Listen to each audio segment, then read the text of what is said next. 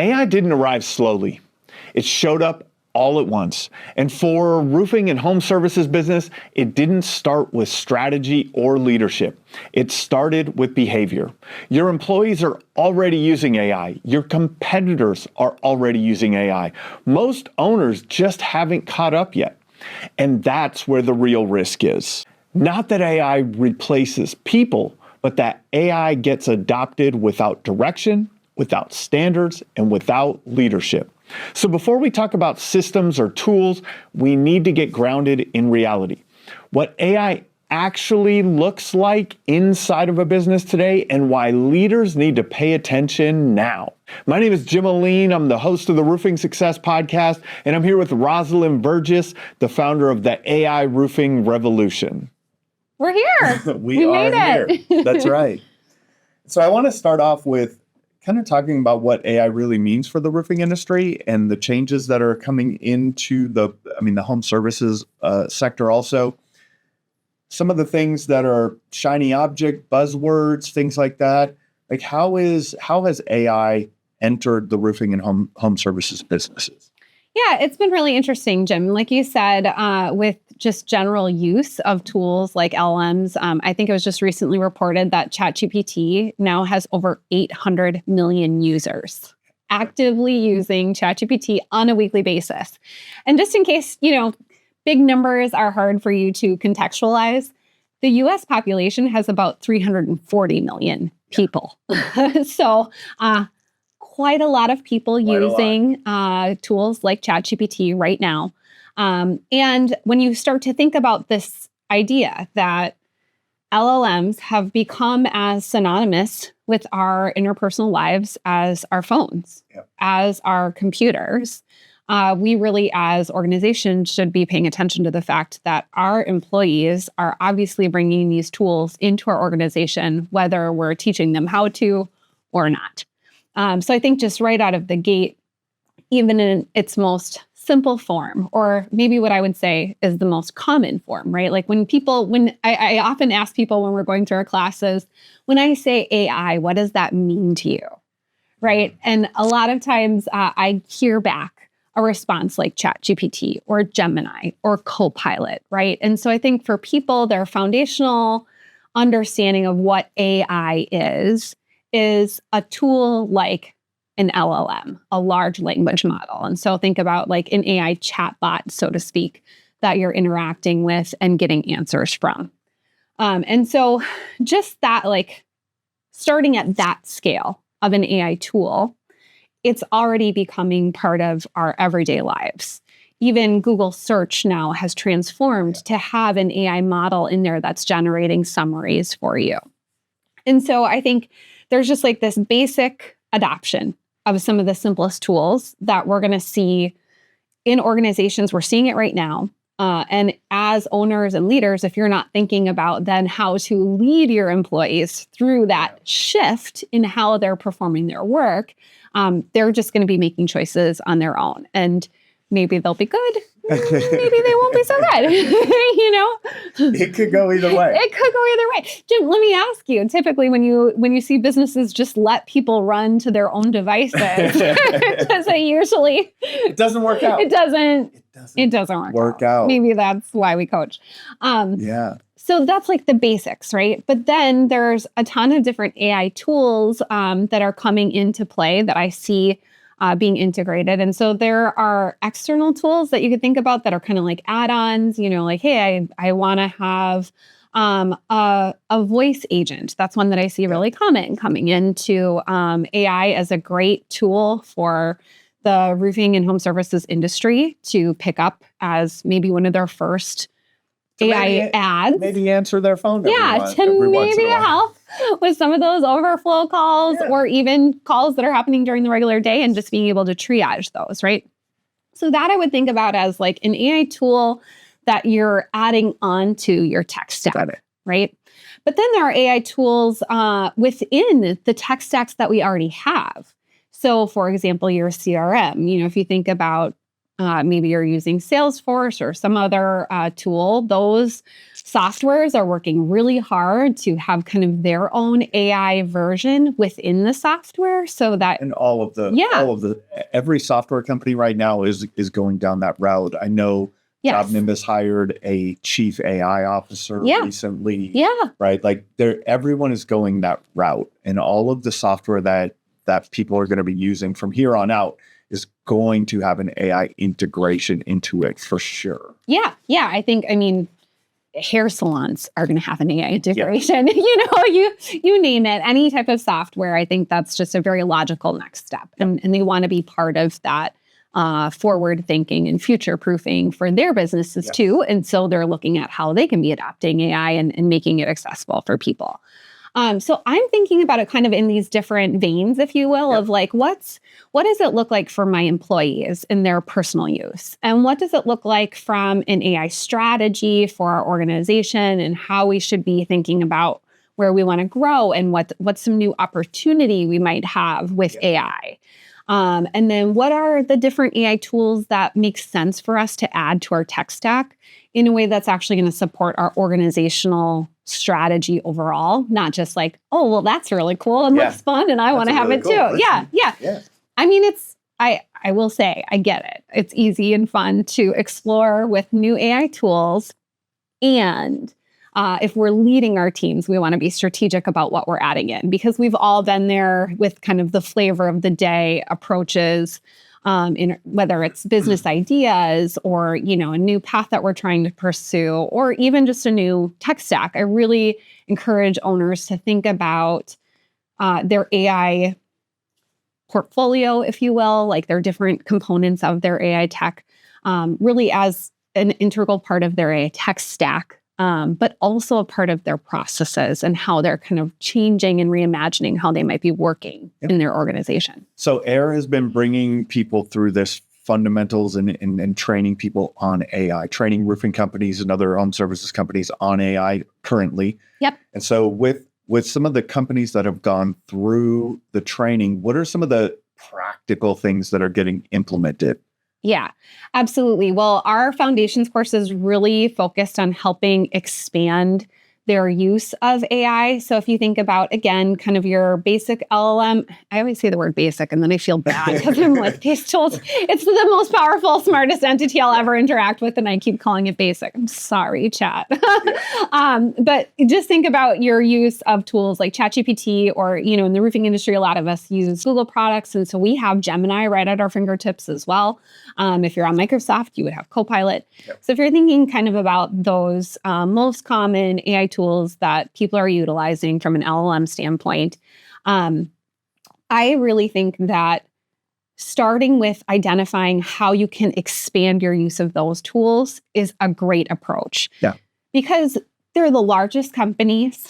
They're going to find some of these new AI tools that they might bring into their umbrella. Notebook LM is one example that I give. That started not as a Google company. It was its own business. And then it was bought by Google because it was like, this is amazing. Everybody should be using this. We want it to be part of our platform.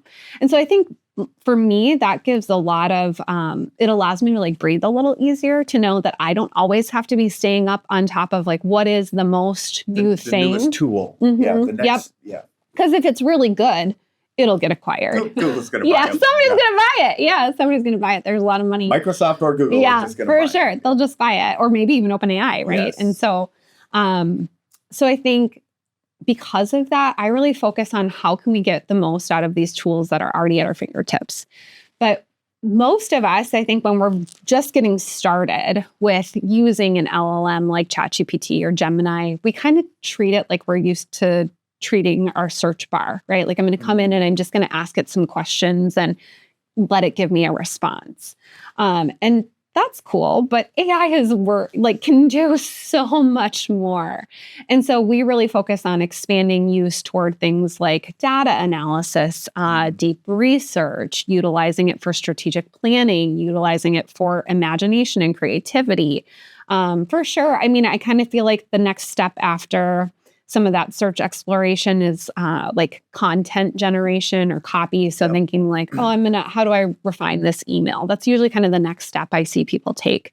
But you could be using your AI tools in your organization to create personalized professional development plans and like a personalized coach for your employees, all without having to create your own software. Like that can be just with the tool that they're, again, already using. You're just not paying for it for them. For sure. Yeah. From the companies that have gone through the coaching, what are some specific instances or some specific things that they've taken? Like, hey, I saw this company created a notebook LM about for this specific purpose. And what was the outcome of that? Yeah, one that we love. Actually, you know what? I'll give this example from one of our clients. Just came out of a course this last week. We just wrapped up. They went through our 5th session of our foundations. It's 1 through 5. And in the 5th session, they had just taken, we'll use Notebook LM as an example. They had combined a bunch of their different SOPs and policies into one notebook that they then, from that, generated both an audio overview, so like a podcast for their employees. They generated a video overview. So if you're a visual learner and you like to watch YouTube or whatever. When you say they generated, they pressed a button. They pressed a button. It was generated for them, which is crazy. It's so Let great. me tell you. It's crazy. It's one of my favorite tools, especially from an organizational standpoint, as somebody who's been a coach and an educator for a long time and is always thinking about talent development. To me, it's a no-brainer to be utilizing a tool like that, where basically you're creating your own repository to then take and allow your employees to learn with it. And so what's amazing is, I asked him, I said, would you have done this before? And he's like, probably not. No. And I asked, how long would it have taken you to pull these resources together to get them to a place where you had something ready to turn over to your employees? And he was like, well, it probably, he said, if I didn't have any interruptions, if I never got interrupted, probably 3 to 4 days. Realistically, then probably more like 3 weeks. And he just said, but the reality is I never would have done it because it wouldn't have executed. No. And then I said, well, how long did it take you after our training to get it done? And he was like, about an hour. Yeah. And really, it was mostly just gathering the different resources he wanted to include and kind of fixing those up, making sure they were fresh. He asked, he did it. I mean, I was so proud of him because he did a great job of even reaching out to his team and just saying, like, what would you want to see in this? What are some really key important pieces in this particular, around this particular topic that should be included from some of his senior level leaders and managers on the team? And so they incorporated that as well. And now they've got this amazing training tool and resource that, again, just wouldn't have existed. They just never would have gotten to it. I heard you say hours because that seems like a lot of times we think about the replacement of people with AI, right? That people are going to get replaced with AI. Yeah. But really, it's a reduction in the amount of hours that you have to work on something. And so the time saving that it's not that, I feel like it's not that you'll even need less people, but everyone can be so much more efficient. Yes. What are some examples of some time saving things that you've seen come out of the people that have gone through the training? Yeah. I mean, pick an area of the business and like every single one, because it's just amazing that like incremental changes that you're making can have a really big impact. So even if you're just cutting something down from, hey, I used to go through, an example that I give all the time is like your emails, for example. You're gone for the weekend or you're gone for vacation and you come back and now you've got, or even the first thing in the morning, most of us sit down and the first thing we do in the morning is we triage our emails, right? And even if that only takes you 20 minutes, let's say, to get through the emails that you have, figure out which ones are important, which ones aren't, identify what you need to do, your follow-up actions, start to write a response to them, let's say about 20 minutes, right? You could be doing that, literally having it already auto-created so that when you show up in the morning, your inbox has already been summarized, prioritized, a checklist has been created for you. And that can happen on a scheduled on a routine basis for you. You can filter and say like, make sure all of Jim's emails go to the top of my email list. And so there's just so much personalization and customization to get that gain. And so if you think about it, now I've gone from 20 minutes to instant, right? To instant. So now maybe that interaction takes 5 minutes because I'm following up on my tasks or whatever. Well, that 15 minutes every single day accumulates. Every single day. Every single day. And so but like you got to think about then if I'm doing this with my time, if I'm going down and I've gone from 20 minutes down to 5 minutes, I not only did I save time, I've now got 15 minutes back that I could be putting towards something else. And so if I'm using AI in how I do that next task, there's a compounding effect here, right? And so it's just so powerful. I mean, we've seen already reports back that have said that small businesses that are utilizing AI are seeing 40% productivity gains. 40%. And that's just, again, kind of scratching the tip of the iceberg. When you also think about, I think I think it's about a 12% of people report actually being trained on how to use AI. And so for a 40% gain with no one even being trained. Like, no one even knows how to really use this or implement this into their businesses. It's not structured. It's not, it hasn't been laid out in SOP like, hey, this is how we're going to implement AI. And so they're just playing with it and getting 40% gains. Yes. Mm-hmm. So how does, in your opinion, like, or from what you're seeing, like, how does that fit into the context of the economy today? Like, there's a lot of stuff going on. Like, there was we had the COVID boom. It was like everything was going crazy. Everyone was busy. Yeah. Starting to slow from that. The economy is shifting. Yeah. Is this the right time to be implementing AI and getting those gains? Like, I think about how much more people can do with what they already have. Yeah. 100%. I mean, Jim, I know a lot of the clients that I talk to on the refinery side, kind of the HR strategic coaching side of my business, we see a lot of organizations that we work with seeing a decrease in their inbound leads. And now I would say that may actually have some to do with the shift in how people are using LLMs, right? Like your website may be not showing up the way that it used to in a search function if most people are shifting their search away from a typical Google or some type of browser like that to an LLM. So that could have some play to do with it. But in general, like we are seeing the economy being more challenging for a lot of people in our industry, and it's having a big impact. And when I think about that fact, then we're all kind of trying to do more with less. Yeah. Right. And so if you want to do more with less, why wouldn't you use a tool that's built to help you do more? Yes. And I would say also, as you're thinking about quality and personalization and customization, when your leads are fewer, you really need to treat them with extra care. If you think about what we see a lot of our owners do, right? Oh, I only have a few leads. They're only going to my best people, right? Because I can entrust them with this like scarcity that we have. And so being able to make sure that each of those leads is handled exceptionally well with an over customization and over personalization that's like, wow, you just knew me. Yeah. I mean, we can be utilizing AI to do that, to make them more effective. Yeah. Yeah. One of the things that we learned at Roofer Marketers, which is now Job Nimbus Marketing, is of all of the leads that we generated for contractors, 40% went unanswered or unresponded to. Yeah. That's crazy. Yeah. So now with the implementation of AI, just closing that gap, right? Yeah. Getting an extra 40% leads, right? Yeah. It would almost double their lead flow. Yeah. By just putting in very basic practices around and automations using AI to make sure that lead is contacted or the phone call is answered or a question gets answered. So all of these changes are going to, this is really going to make a big impact in everyone's business.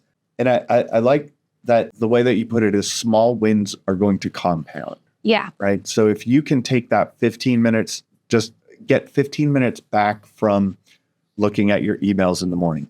If your production manager could get a half an hour back somewhere, your marketing person gets an hour back somewhere. So much, yeah. all of this really adds up into a much more efficient team. Mm-hmm. And I think that it's just more will get done. Yeah. Yeah. Right? It becomes so much easier. Like the example of the owner that was like, I would have never done this. Yeah. Yeah. I would have never built this. Yep. It would have been too big of an undertaking to do. So as we go through this is a series that we're doing on AI and implementing it for your roofing and home services businesses. If you're not implementing or experimenting with AI, you'll really want to tune in and go through the lessons that we're teaching. If you are using AI, I bet you're feeling behind already. Yeah.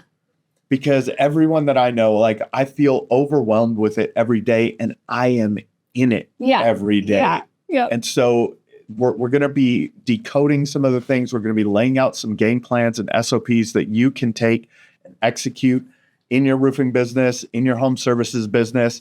And really, the good news is, like you said, is you can start small. Yeah. Right? Yeah. Start small steps, implement one thing.